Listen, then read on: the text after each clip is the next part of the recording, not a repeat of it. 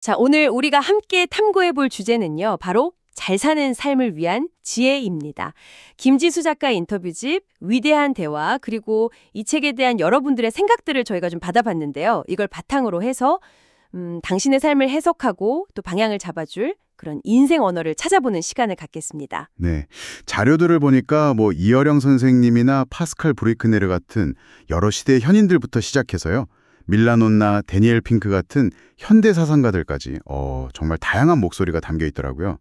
그래서 저희 목표는 이 대화들 속에서 삶의 여러 국면들 있잖아요. 특히 나이듦, 후회, 고난 이런 쉽지 않은 주제들을 헤쳐나갈 어떤 실질적인 통찰을 발견하는 겁니다. 좋습니다. 그럼 바로 한번 시작해 볼까요? 삶의 본질에 대한 이야기부터 좀 꺼내보고 싶은데 철학자 파스칼 브루크네르의 비유가 아주 강렬했어요.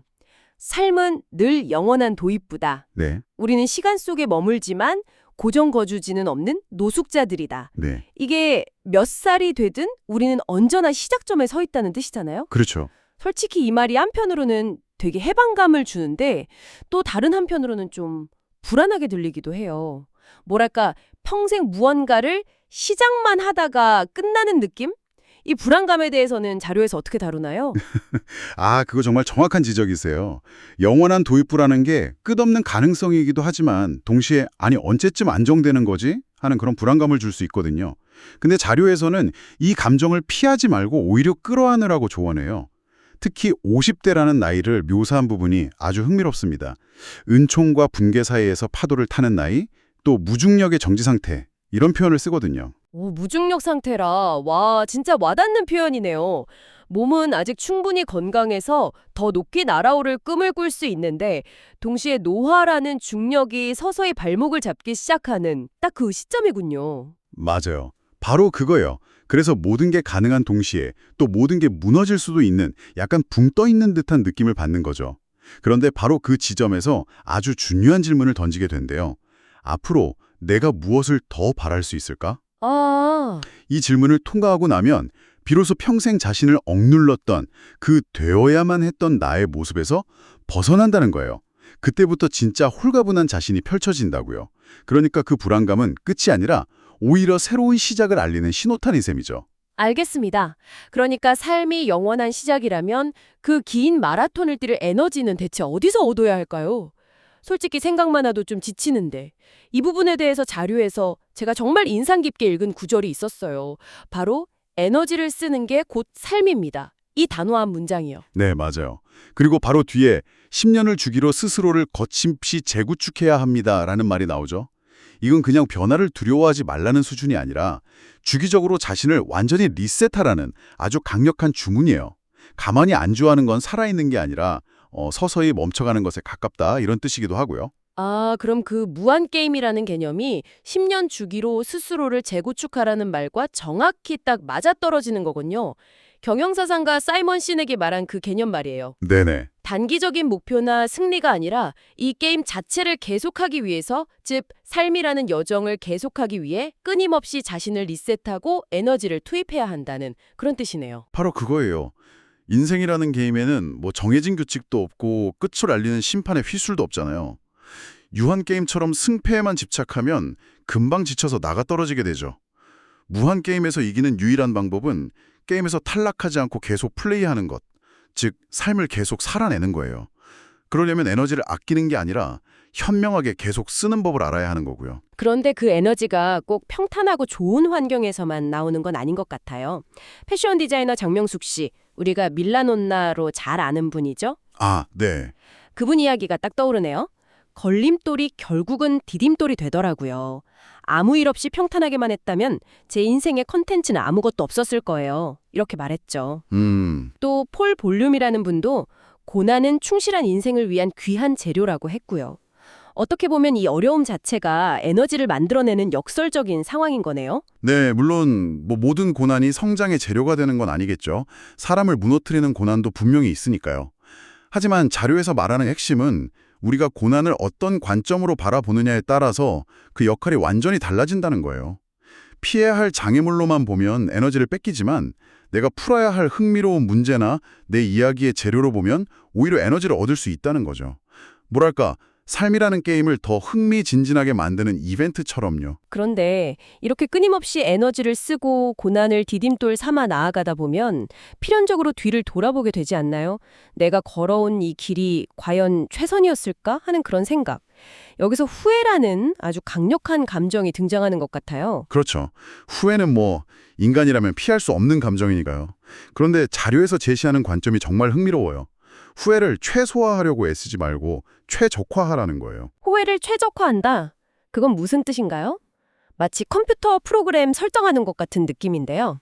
하하, 비유가 아주 적절해요. 우리의 정신적 에너지는 한정되어 있잖아요. 모든 선택에 대해서 후회하지 않으려고 전전긍긍하는 건 불가능하죠. 대신 정말 중요한 몇 가지 영역에서만 후회를 피하는 데 에너지를 집중하고 나머지는 가볍게 넘기라는 거예요. 이를 위해서 데니얼 핑크가 전 세계 수만 명의 후회를 분석해서 정리한 4가지 핵심 후회를 알려줍니다. 이걸 우리 삶의 내비게이션처럼 활용하는 거죠. 4가지 핵심 후회? 정말 궁금하네요. 첫째는 기반성 후회예요. 돈을 아껴 쓰지 않았거나 건강을 돌보지 않는 등 안정적인 삶의 기반을 다지지 못한 것에 대한 후회고요. 둘째는 대담성 후회. 그때 그냥 질러볼 걸 하는 후회예요. 성장을 위해서 과감한 도전을 하지 않은 거죠. 셋째는 도덕성 후회. 양심에 어긋나는 행동을 한 것. 그리고 마지막 넷째가 관계성 후회. 소중한 사람에게 더 잘해주지 못하고 마음을 표현하지 못한 것에 대한 후회입니다. 듣고 보니 정말 공감이 되네요. 특히 사람들이 행동한 것보다 행동하지 않은 것을 더 크게 후회한다는 점이요. 대부분의 사람들이 사무치게 후회하는 건 하지 말았어야 했는데가 아니라 그때 해볼 걸이라는 거잖아요. 네. 왜 인간은 이렇게 놓쳐버린 기회에 더 마음을 쓸까요? 자료에서 이 부분에 대해 더 깊이 파고드나요? 네. 깊이 다루고 있어요. 우리가 어떤 행동을 하고 나서 후회할 때는 그래도 그 결과를 개선하거나 실패해서 배울 기회라도 있잖아요.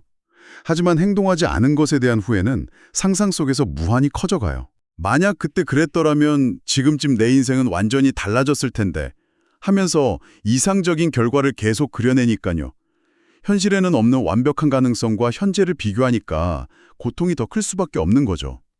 그래서 이 4가지 핵심 후회를 피하는 데 집중하고 나머지 사소한 결정들, 예를 들어 오늘 점심 메뉴 같은 것들에는 적당히 만족하는 태도를 가지는 게 후회 최적화의 비결이군요. 맞습니다.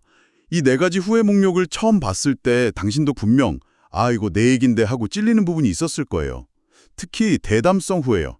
그때 그 회사에 지원해 볼 걸, 그때 그 사람에게 고백해 볼 걸. 우리 머릿속을 가장 시끄럽게 만드는 후회는 대부분 이런 종류죠. 이게 바로 당신의 의사결정을 위한 아주 실용적인 틀이 될 수 있는 겁니다. 그러고 보니 해밍웨이 소설 태양은 다시 떠오른다에 나오는 그 유명한 대화가 생각나네요. 어떻게 파산했나 하고 물으니까 네. 2가지 방법으로 점진적으로 그리고 갑자기 라고 답하잖아요. 방금 말씀하신 기반성 후회가 딱 이런 형태 같아요. 맞아요. 건강이나 재정, 공부처럼 매일 조금씩 소홀히 했던 것들이 서서히 균열을 만들다가 어느 날 갑자기 무너져 내리는 거죠. 정확해요. 그리고 바로 그 절망적인 순간에 이 절여 전체를 관통하는 가장 희망적인 문장이 등장합니다. 나무를 심기에 가장 좋은 시기는 20년 전이었다. 네. 2번째로 좋은 시기는 바로 오늘이다. 너무 늦었다고, 이미 모든 게 무너졌다고 생각하는 바로 그 순간이 사실은 무언가를 시작할 수 있는 가장 빠른 때라는 강력한 메시지죠. 후회를 그냥 과거에 대한 반성으로 끝내는 게 아니라 오늘 당신의 나무를 심는 행동의 동력으로 삼으라는 거예요. 와, 정말 힘이 되는 말이네요. 자, 그럼 이 모든 여정은 대체 어디로 향하는 걸까요? 영원한 도입부를 살아가고 에너지를 쓰고 후회를 최적화하면서 나아가는 이 길의 종착역은 어딜까요? 흔히 평화로운 노년을 꿈꾸는데 책에서는 단호하게 말하더라고요. 행복한 노안은 결코 평화로울 수 없다. 네, 그 부분이 아주 인상적이었어요. 인생의 종착역은 평화역이 아니라 풍요역이어야 한다. 이런 비유를 쓰죠. 평화롭다는 건 어떻게 보면 아무 일도 일어나지 않는 정체된 상태일 수 있잖아요. 대신 우리의 노년은 놀라움과 발견의 연장선상에서 역동적이고 요란스럽고 또 풍족해야 한다고 말해요. 마지막 순간까지 새로운 걸 배우고 사람들과 연결되고 감정이 오가는 그런 살아있는 상태여야 한다는 거죠. 풍요역이라는 목적지. 정말 마음에 드네요. 그런데 그 풍요로운 역에 도착하기 위한 방법이 의외로 거창하지 않더라고요. 맞아요. 그게 핵심이에요. 거대한 성취가 아니라 아주 사소한 일상의 습관에서 시작된다고 말하죠. 바로 미세 친절과 다정한 선택입니다. 엘리베이터에서 만난 이웃에게 먼저 눈인사를 건네는 것, 바쁘게 끼어드는 차에게 경적 대신 손을 흔들어주는 것, 매 순간 의식적으로 비난이나 무관심 대신 다정함을 선택하려는 그 마음가짐이 쌓여서 결국 삶 전체를 풍요롭게 만든다는 거예요. 결국 이 모든 것이 우리가 사용하는 언어로 귀결되는 것 같아요. 남을 지배하고 이기려는 굴림의 언어가 아니라 서로를 보살피고 연결하는 돌봄의 언어를 사용해야 한다. 이 강조점이 마지막에 나오죠. 네, 그리고 그 언어의 힘이 얼마나 막강한지에 대한 과학적인 근거를 제시하는 부분이 정말 충격적이었어요.